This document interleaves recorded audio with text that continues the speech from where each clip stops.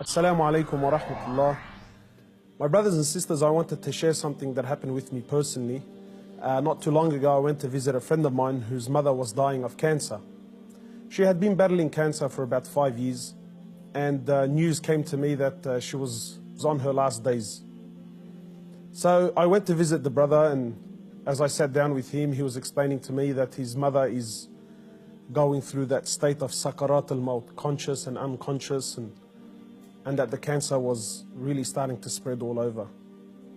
So as I sat with this friend of mine and we were talking, his eyes teared up. So I assumed that because his mother's dying, and so I tried to comfort him, and I said to him, look, you know, this is natural in life. And he said to me, I'm not crying because she's leaving. And of course I am upset, but that's not why I'm crying. I said, then why are you upset? He said, I'm upset because all my life I've never thanked my mother for what she's done.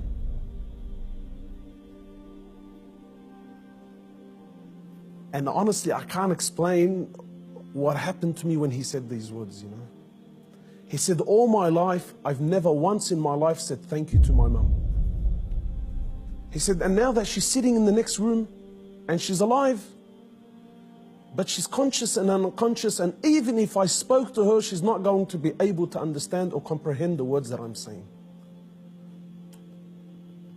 And wallahi, my brothers and sisters, this really affected me. That all his life, you know, all of our lives, for those of us who are fortunate enough that their mothers are still around, you know.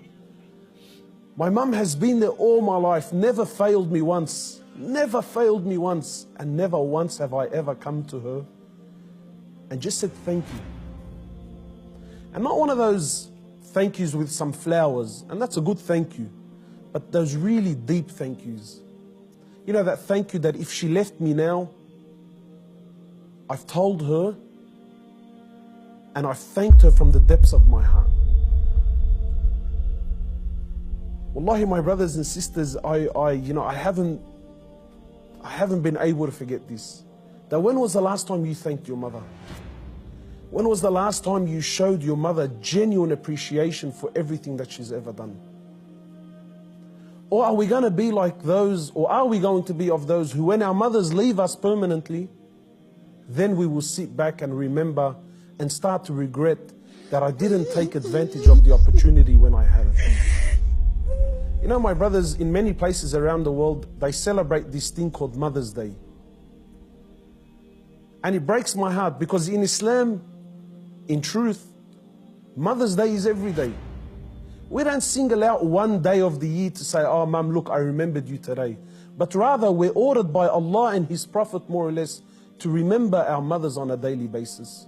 A man came to the Prophet of Allah and he says to him, O Prophet of Allah, and many of us get this hadith wrong. He says, O Prophet of Allah, who is most deserving of my kind treatment?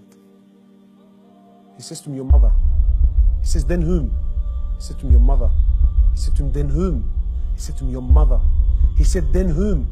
He said, then your father. Many of us, we interpret this to be love, that my mother is most deserving of my love.